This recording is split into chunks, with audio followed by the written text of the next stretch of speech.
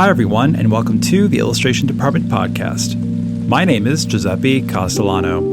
In this podcast, I talk to folks in illustration, graphic design, publishing, animation, and other creative fields about their work, the lessons they've learned, and the bumps and bruises they've experienced along the way. In this episode, my guest is Sarah Getz, the daughter of illustrator and renowned New Yorker cover artist Arthur Getz. Not to sound macabre, but what will happen to your art after you pass? As Sarah and I discuss, you might want to think about it. Among other topics, Sarah talks about what it takes to support her father's artistic legacy. We discuss what made his covers for The New Yorker work so well. And Sarah tells us what advice Arthur Getz would share with illustrators today. I hope you enjoy our conversation.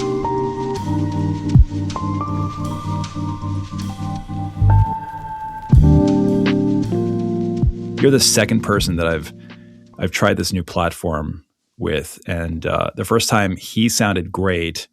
So did I, or so I thought. And when I downloaded the files, it turned out that I forgot to set the microphone setting for myself. So it basically recorded my voice through my computer. It was awful. So we have to do it again. Oh, I truly wish I could afford a producer to deal with all of this technical stuff, but I can't. Well, so the podcasts of yours I've listened to have sounded very good. And I took your suggestion. I do have the Apple earbuds with the cord, and it's just my iPhone. Yeah. So knock on wood, this is going to work. It is going to work. It's crazy how that thing is actually a pretty good mic. It's amazing. Yeah. Technology is wonderful when it works. Oh God. Isn't that the truth? Let's not go there. Let's not even talk more about it because we might jinx something. Good point. So you're in a closet. I'm in a closet, but I suspect your closet is a heck of a lot more fun than mine for a very specific reason. And would you care to share with the listener what that reason is? Well, my late father was Arthur Getz, and his middle name was actually Kimmig, Arthur Kimmig Getz, and that's an important name. I'll tell you about it.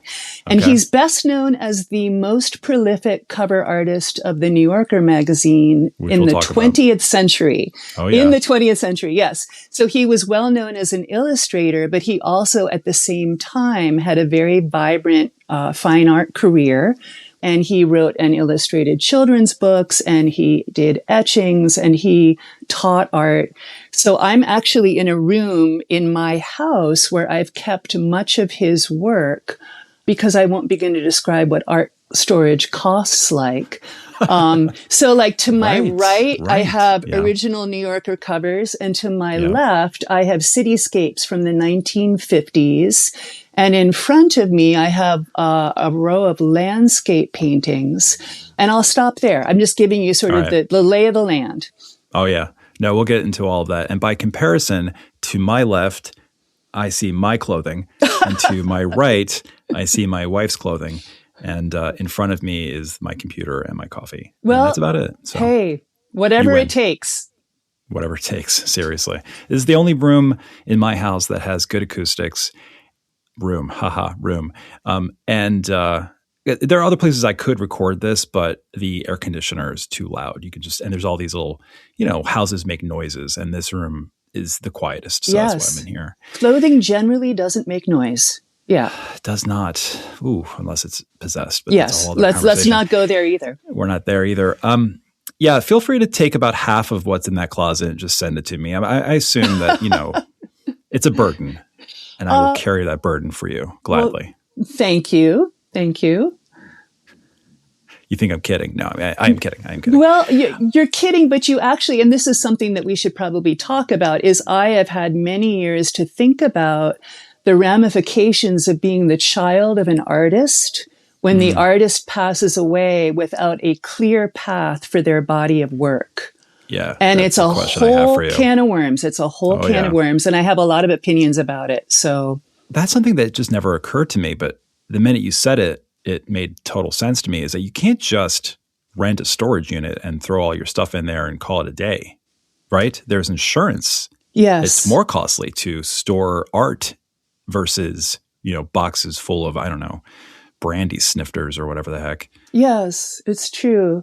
What can you provide? What sort of experience have you had on that front? Well, when my father first died, I did make an inventory of his work. And, this was back in 96, and I personal computers were just coming out. Right. So most of what I did was on paper. And then in later years, I actually made a better database. But my idea was that I would put much of it into storage. And then I ended up being really daunted by the cost and the fact that then accessing the work is pretty tricky. I mean, often, this is a whole other thing, but art is taken and put into the equivalent of like containers, and the containers are stored and stacked. Mm-hmm. And you have to know where the art is in your particular container to get at it. Right. And so hence the fact that most of it's in my closet at home.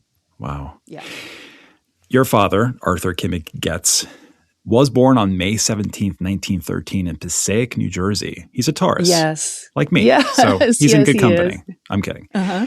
I understand his background wasn't a particularly artistic one, that his high school art teacher had to come to your grandparents' house and convince them to let their son go to Pratt. Yes, it's true.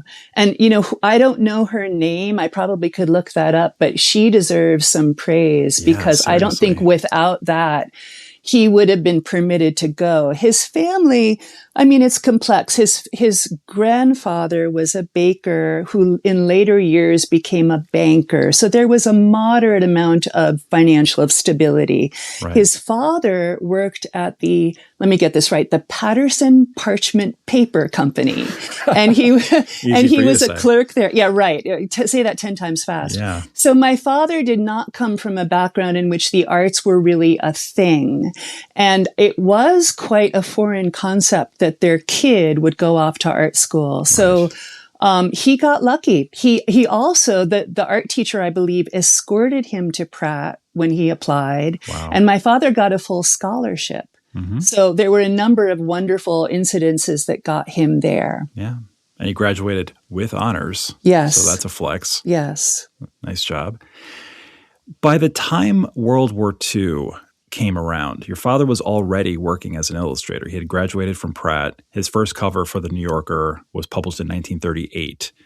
During the war, he served for the United States Army as a first lieutenant of field artillery, like I know what that means. Did he ever talk about his time with the Army?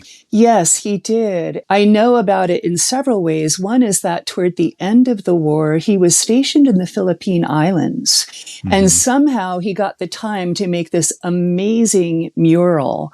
And I actually posted it on the Instagram account that I have from my dad, which is at Arthur Kimmig Getz, a couple of years ago. Which I follow. Everyone should follow. But he did some wonderful art making there. He also, this is quite wonderful, wrote to his first wife, Margarita Gibbons, while he was in the Army. And she passed away in the late 70s and didn't have a child, but I think her nephew donated the letters to the Smithsonian Archives of American Art in DC. Amazing. And recently, because they've digitized everything, I was able to read those letters, and they're wonderful and they're very poignant because, going into the Army is very much like going into the unknown. He didn't know what was going to happen. So, yes, that was a wonderful way of learning about his time there. Over the course of your father's career, plenty of periodicals came calling, like Collier's, like Esquire, The Nation. But it's safe to say that he is best known for his 5-decade-long relationship, if you can call it that, with The New Yorker. Yes. You're familiar with Louis Lorenz, I assume. Oh, yes. Yes. So he's for folks who aren't, he's a former editor and a cartoonist too at The New Yorker. He said your father, quote, created the reassuring facade behind which the magazine transformed itself in the 40s and 50s. That's a pretty nice thing to say. I wish someone would say that about me. I'd like to be part of somebody's reassuring facade. Yeah. Yes. I'll work on that. That's incredible. So, it's interesting. My dad, again, his first cover was in the late 30s, and then there was the interruption of the war. And then his heyday was really in, I would say, the 50s and the 60s, where there were numerous Getz covers per year, sometimes more than one per month. Right. And then, the art editorship did change a couple of times, and related to that, my father's artistic style changed. I think you'll probably note that under Lee Lorenz, he turned away from casing tempera, which was his main medium in the early days, and he turned toward ink and watercolor. Yeah. The covers are much lighter and they're sort of sketchier, and that matched the tone of the changing magazine. Mm-hmm. So that's fascinating to look at. For folks keeping score, if you do the math, 213 covers across 5 decades, so roughly 50 years, approximately 50 years. That's 4+ covers a year for 50 years. I mean, he was prolific. And we're just talking about New Yorker covers. We're not talking about anything else that your father was into and creatively. we're also just talking about the ones that got published. I actually he was never rejected, not once. For those covers. Yes, he was. Yeah, I'm sure. I actually have a big piece of paper, which literally is from the 1930s, and he recorded every single cover he sold to the New Yorker, which was far more than 213. And many of those covers ended up killed, which is the term they used when they decided a cover that they had bought was not something they were ever going to print. And the rights reverted to the artist and the original art went back to the artist. So, it's more in the line of close to probably 250 that he actually sold to the magazine. Yeah. I prefer gently let down or let go. I think to the artist, it felt like killed because, you're waiting for this cover to come out and it never does. And then they say, oh, never mind. And, it's a letdown. It is a letdown. As a former art director myself, I did have to, quote unquote, kill a project from time to time and pay a, quote unquote, kill fee. It never felt great. I mean, it felt okay to we're not moving forward with this project for whatever reason. We're still going to pay you. So there was that bit of goodness you could hold on to, but the rest of it just felt really icky. Kill fee and kill the project. And it was just, there's a lot of terminology, especially in publishing, that I was just like, can we think of another name for this? Like drop dead, deadline? Executed. Terminated. Although my favorite one was always at Simon & Schuster, when we sent files to the printer, we would always say, out to strip. Hey, when's the book going out to strip? Oh, that's great. And, for the immature minded out there, that can be a pretty funny one. But what it does point to is the fact that some people have this sort of romantic idea that my father just thought of these great ideas and sent to the magazine, and the magazine said yes. But actually, it was a co-creation between the cover artist, and it is to this day, and the art editor and the main editor, because there were always changes that they requested. A tree would be in the wrong place. A blue would be too dark. My father would tear his hair out over some of the editorial changes he had to go through. He reported that one cover he had to do over 100 times. Now, my father was a very stubborn man, and if he wanted something done, he would do it. But the detail which he had to apply to some of the work is really pretty fascinating. And I think it's an aspect of illustration art that a lot of people don't think of when they look at a cover or even a cartoon. Not at all. They think that you're having fun and just, drawing your pictures, as our family members would like to say. Oh, you're just drawing your pictures. You're so lucky. But there's a lot of, obviously, collaboration and frustration. And we don't need to get into that because that's a whole other conversation that would, 2.5 hours long. What can you tell us about your father's ideation process or just creative process? Were you in the room where it happened? Yes, so to speak? I was. And I also, it's really nice. When I was in my teens, he wrote me a series of letters about his quote unquote life and hard times, which, as a surly teenager, I didn't really get into, but he really did describe with great generosity and great articulate his process, what he went through as a young artist. And it basically boiled down to one, that he would see something that sparked in him that recognition that you have when, even to this day, when you see a cover of something that relatable. And that would be something he'd work on. The second thing is that he would constantly be combing through magazines and books and looking at other people's art to find inspiration for something that he might translate into a cover. And the other thing, and I still have these boxes, is he had boxes upon boxes of sketches that were ideas, many of which he sent to the magazine and some of which were rejected. But he would sometimes comb through them, trying to pick up on some thread that excited him that he would then try to play out again. Did he ever, or I don't know if maybe he straight up said this to you, or did you ever gather from his letters or any other source that he, maybe like his parents were right? Did he ever doubt that his career would last as long as it did? Oh, yes. I think in more than one way. I mean, first of all, the task of trying to dream up New Yorker covers drove him crazy. It was something he never could turn off. And he used to say that if he won the lottery ever, he would quit the New Yorker and just paint for himself. So I think in that way, it was both a privilege. He was very grateful to make a living, but it also was a strain. But also he was trying to be a fine artist during the 40s and the 50s, when he got back from the war. He was friends with Guston, he was friends with Kooning, and there was a great bias against illustration artists. They were considered as painting for hack, right? So he did, and we can talk about this, attempt a fine art kind of sideline, another name for himself, which didn't quite pan out as he hoped. And I think that was a great disappointment to him. And I think for economic reasons, he really did have to stick with illustration work rather than pursuing his hope of becoming probably one of the last of the New York school or the Ashcan school. I'm not quite sure what category you would fit him into, but that was a disappointment to him. A tale as old as time, it feels like. N.C. Wyeth had the same issue. Yeah. And I've talked about that at length on this podcast. He didn't necessarily want to be categorized as an illustrator. He wanted to be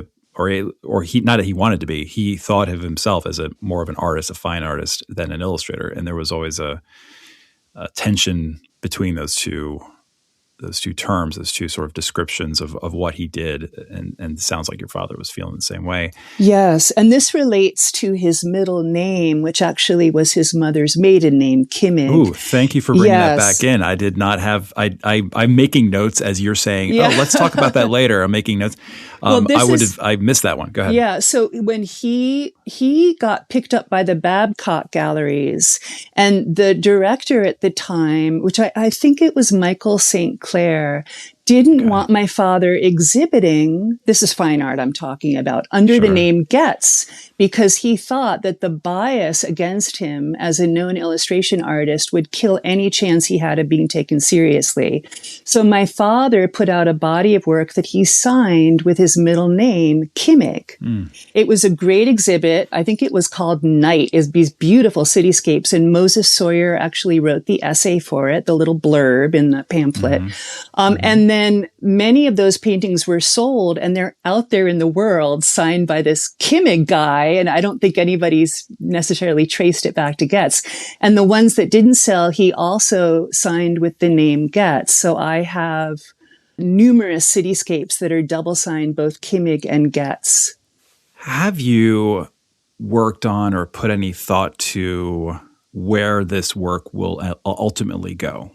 Well, I better. I was going to say, so I don't have, a collection as large as you, I'm sure of it. But I do have, my own little tiny collection, and I have these dreams, maybe goofy, maybe real, that later in life, as I continue to collect illustrations from podcast guests and elsewhere, that I will eventually donate all of it to a museum, preferably the Brandywine Museum of Art, which is a hop, skip, and a jump from my home. So I guess what I'm trying to say to you is, can you strongly consider donating every single piece of art from your father to the Brandywine Museum of Art. So then they can do a gigantic retrospective, which I can then attend and then get to see your father's art. I smell your motive here. That would be. I'm just laying it out. You set that up. Go ahead and set that up, and I will make something work. So, one of the questions, I mean, I love the idea of museum donation, and I have donated works. And one of the tricks is both that my father put out so many different kinds of art and like what goes where and who would value what. And then the other aspect of that is a lot of museums do struggle with their collections. Most of it goes into storage. Some of them don't have room for more. There is a little bit of an issue of, who would actually welcome and perhaps promote the work as opposed to who would just take in the painting and put it on a shelf somewhere and it would never see the light of day again.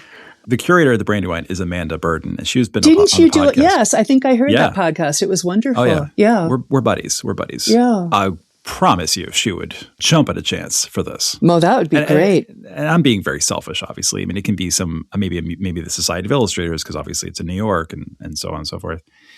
I don't even know the first thing about what it means to donate your work to a museum. I don't know what goes into that. Right. But feels like something that you should be thinking about, or at least you are. It definitely is. And of course, I have ideas where different things should go. And this does play into the issue of if you're the kid of the artist, what on earth do you do and how do you do it? And I think, for me, when my father died and I was in my late 20s, I was approached by many people who had very clear ideas about what I should do with the work right away. And in essence, I chose to do as little as possible carefully because I wasn't sure what to do. I didn't know about the art market. I didn't want to be taken advantage of. But not only that, this was what was left of my father. This was his body of work instead of his living body. And in my mourning process, for better or for worse, I didn't feel right sort of liquidating everything or sending it off to. Sure. It was a very interesting time. And I'm sure, wise heads would have advised me differently, but I'm kind of glad at this point that I wasn't hasty in my decision of what to do with the work. I think you made the right move. Yeah. I think holding on to it and thinking about it and giving yourself the time to really reflect and be intentional with what you're doing with that work. I think that was the right move. Yeah. Jumping at all these opportunities. I don't know. I don't know, but I would have regretted it if that were me. And just to put it in context, my father died in January, and I had just moved from New York City to California, but I had made a date to come back and with my father sit down and talk about the future of his work, and he died before that could happen. So it would have been really nice if I had gotten a clearer sense from him what he wanted done with what. And this is why I have, it's a little bit of a soapbox of mine. It's hard for people to face their own mortality, obviously, and artists need to spend time with their craft, not thinking about the future. But at the same time, if you want something done with your work after you pass, you really have to set it up. You really have to be clear. You've got to set up the legalities of it. You've got to have the financial backing for it. I know a woman whose father was a sculptor, and the sculptures are so huge, she can't afford to have them moved.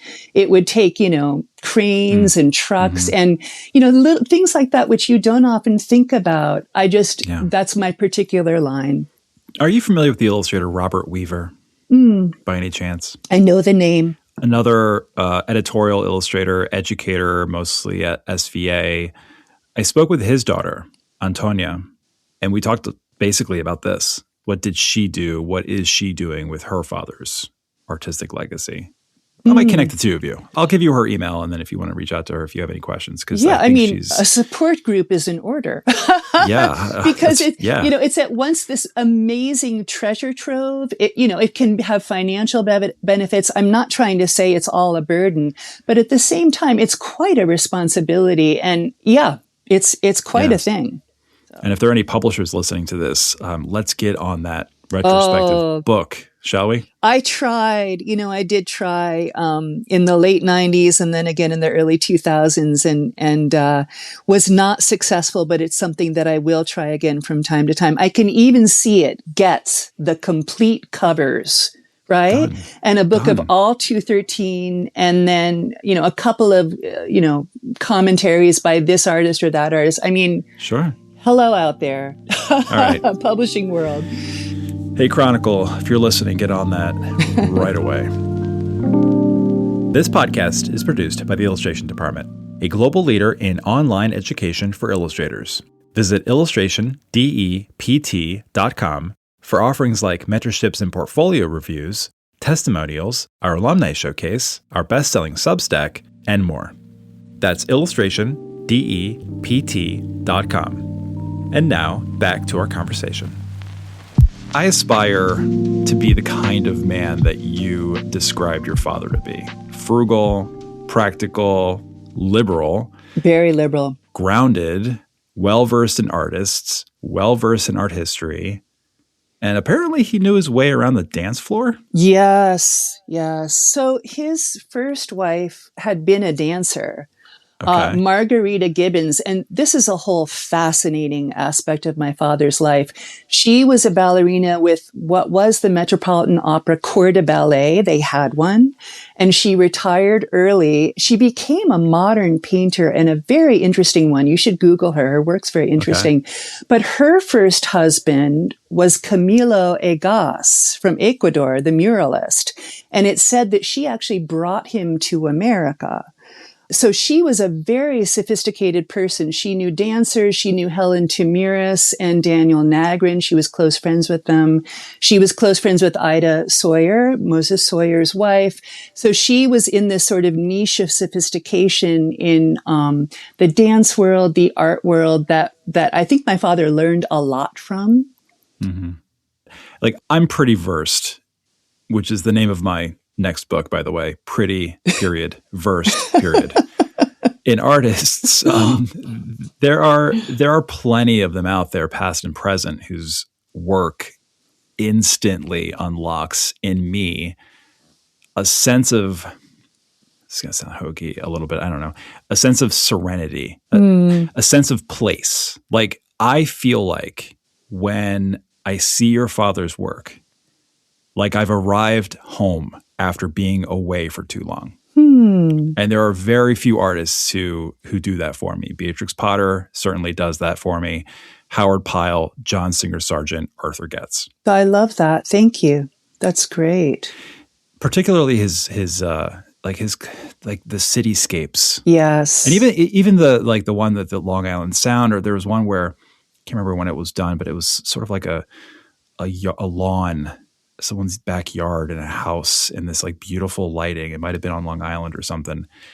There's just something about his work when I look at it, especially the cityscapes. As somebody who lived in New York City for so long, when I look at it, I'm convinced I've been there. Like, oh, right, that's that road, or that's that street, or the lighting is there. There's a level of, I was talking to an illustrator this morning about you, about your father, because we were talking about believability with lighting, a thing that illustrators tend to struggle with. And so I think what your father proves is that you don't need to be quote unquote real or perfect, or it doesn't have to adhere to the rules of our world. It just has to, you have to look at it and go, yeah, that feels right. I feel like I've been there before. There's a believability factor to it. And I think that's something that your dad just absolutely nails. Yes, that's well said. And I think he had a very keen eye for that. And of course, he lived in the city from the late 30s through the late 1960s. He didn't move to the country till after I was born. And he loved New York City. And, even though it changed so much, he always said that if he could afford it, he would get a little apartment there just so he could be part of the energy again.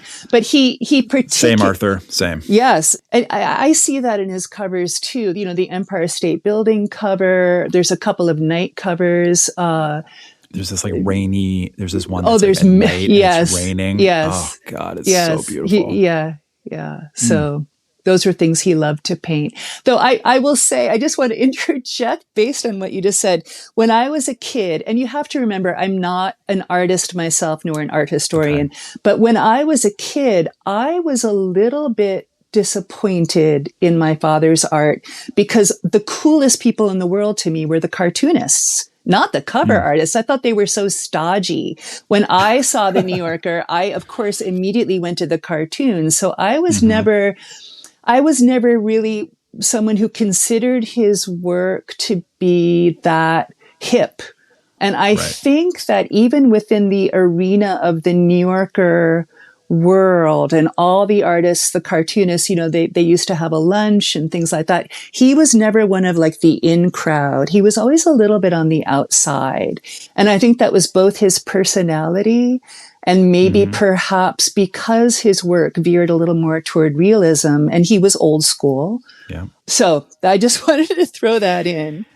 Were there cartoonists that your father was friends with? Is that the proper was yes. friends with? Or did folks show up at your house like, I don't know, Charles Addams or something? Oh, that would have been wonderful. Yeah, seriously. Tell me about it. I wish that had happened. He was friendly with numerous New Yorker artists. Some of them I didn't really grasp at the time because I was a kid, but I know that, like, for example, Charlie Martin was a friend. Sure. There were people who he wrote to and had wonderful correspondence with. And actually, Lee Lorenz, he was very friendly with. Lee was a great guy. At the same time, my dad didn't like schmoozing. He wasn't that good at being social. He was a little bit of a hermit. So I think that while he had friendly interactions, he wasn't the kind of guy you'd like go out and have a drink with, which I think was an element of the camaraderie of the New Yorker artists at the time, and which might have worked against him a little bit, but it was his choice. Another sort of, I'm shoehorning similarities here because I just love your father's work so much and just the idea of who he was. Me neither. I was never really that big on drinking and going out. When I was working as an art director in Manhattan, there were like gatherings and meetings and going to bars and stuff. It's not like I didn't like it. I enjoyed it, but I just never was that much of a, go to that event, go to this event. I'd rather, kind of be home. I'm a bit of a homebody. Yeah. Bit on the edges is where I prefer to be.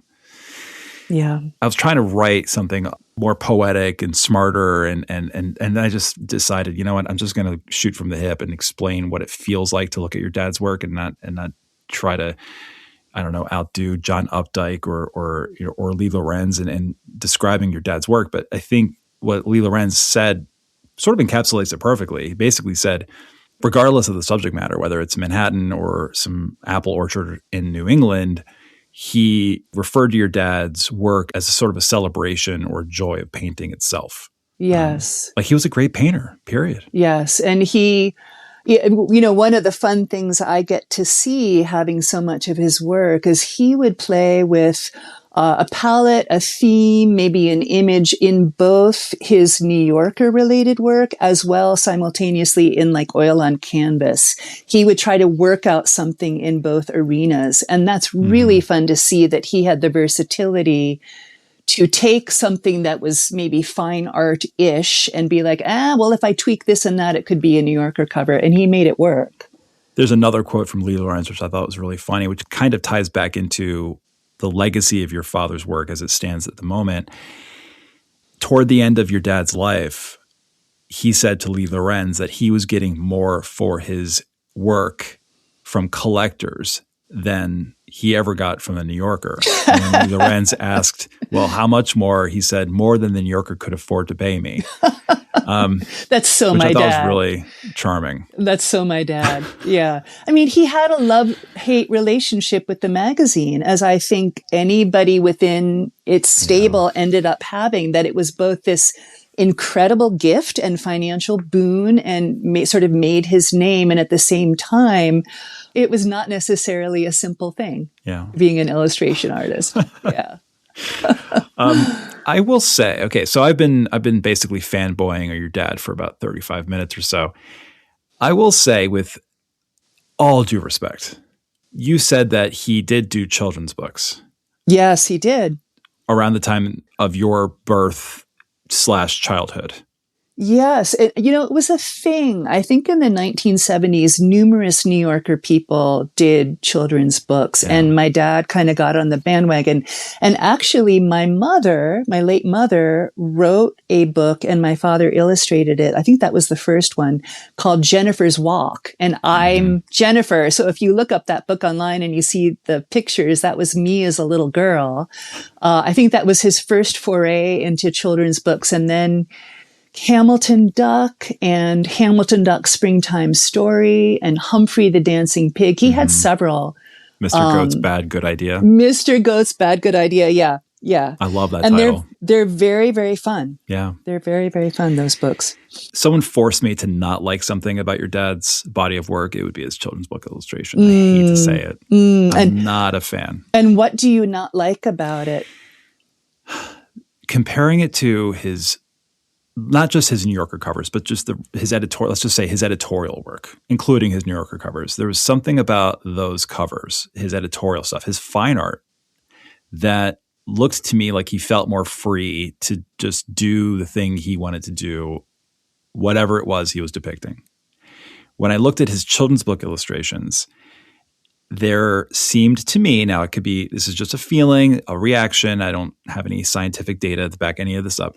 It just felt to me, hey, maybe you can back this up, that he created children's book illustrations in a way that he thought children's book illustrations were supposed to look like. Does that make sense? That's a very interesting observation. Yes. And I think that's fair.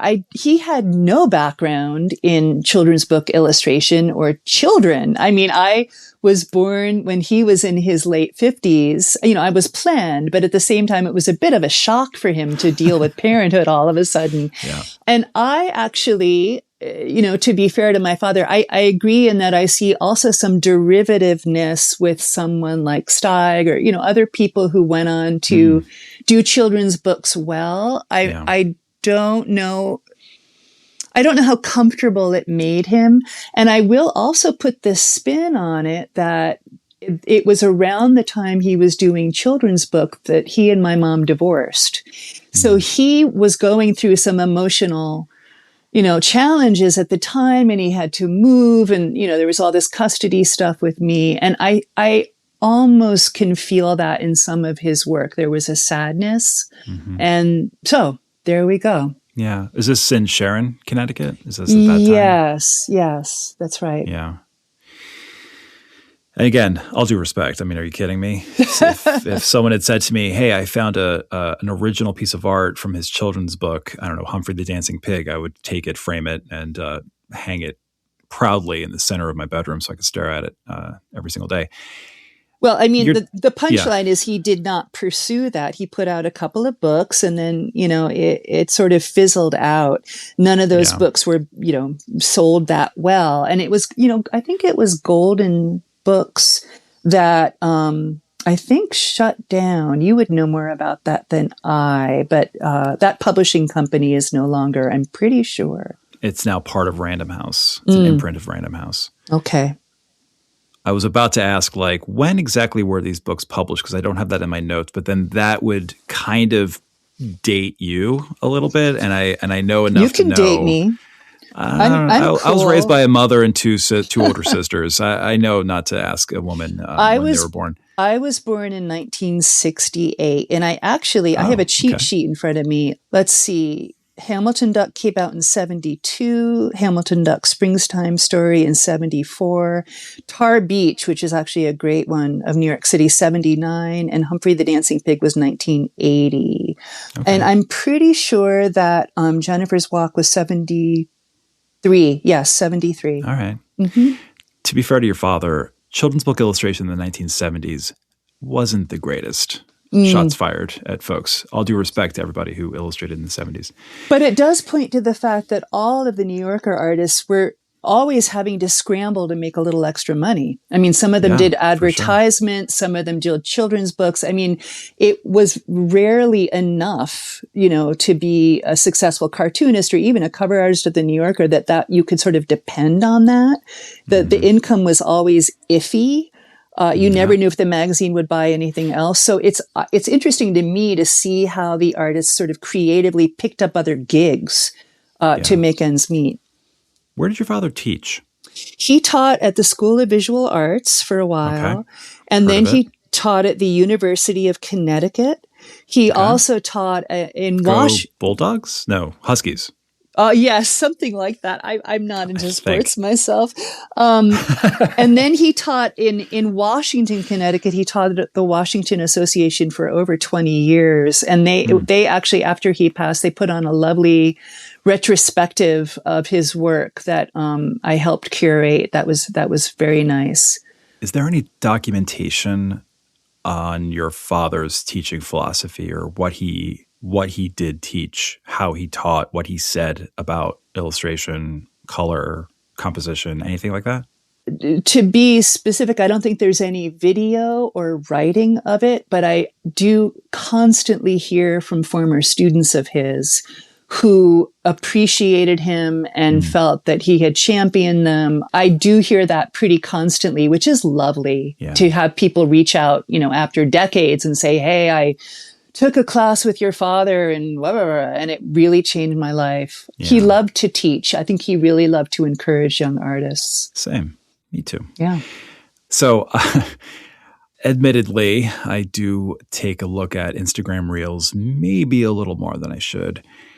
I saw a video someone had posted that essentially spoke to the fact that as a parent, what you're doing in real time is establishing your children's nostalgia in the future. So you're essentially living in the past at the moment, because at some point soon you will be a memory and you will be nostalgia. So every single day you're existing in your child's past. Pressure's on. Yeah. Tell me about it. And I thought that was a really kind of a poetic way of, and a little sad too, in a way. Your child is growing up. My children are now in their mid to late teens and barreling toward young adulthood. So our memories of our parents, what goes away, what sticks with us, that's something that I've been thinking a little bit about lately. Do you have a favorite memory? It doesn't have to be creative either. Just like your dad, I don't know, shot a spitball at you once during dinner or something. Like, is there something that when you think about growing up with your father, is there something that stands out more than a memory that stands out more than others? That's a wonderful question. And honestly, I would have to really think about that. I think in a sort of general way, I think this is many memories put together. Yeah. Something that so strongly impressed me was him in his studio with a painting on the easel in front of him and the way that he would meditatively sit or stand and consider what was in front of him. And he would spend long minutes just looking, and I knew so much was going on in his head. And I remember as a kid staying quiet around that because I knew something was going on. But the almost meditative consideration he brought to much of his work, it's almost like I didn't know what I was seeing at the time, but it's informed my own life. This very beautiful meditative relationship with creation that I think I've really taken with me. Yeah. Do you have a piece of advice or word of encouragement for illustrators listening to this episode?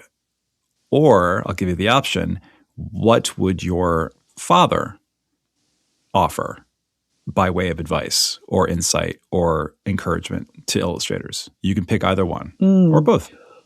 I think that my father would have encouraged illustrators to not give up and keep pursuing what felt real and true to them. And I think that is something that all artists come up against a wall at some point with an editor, within their own creative process. Right. I think my father's intense discipline and dedication resulted in him feeling like people really needed to champion themselves because no one else was going to do it for you.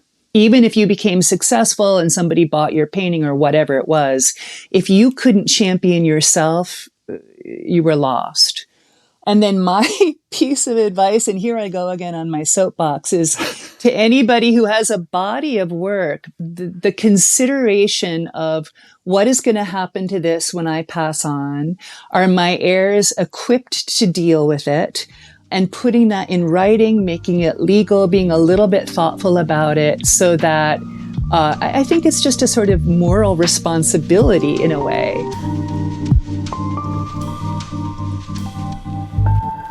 To learn more about Arthur, visit arthurgetz.com. If you find value in this podcast, consider becoming a patron. In return, you can access bonus episodes, receive invitations to our Art Directors After Hours series, and get a 10% off discount code for all ID offerings. Become a patron by visiting patreon.com/illustrationdept. Thank you so much for listening. Until next time.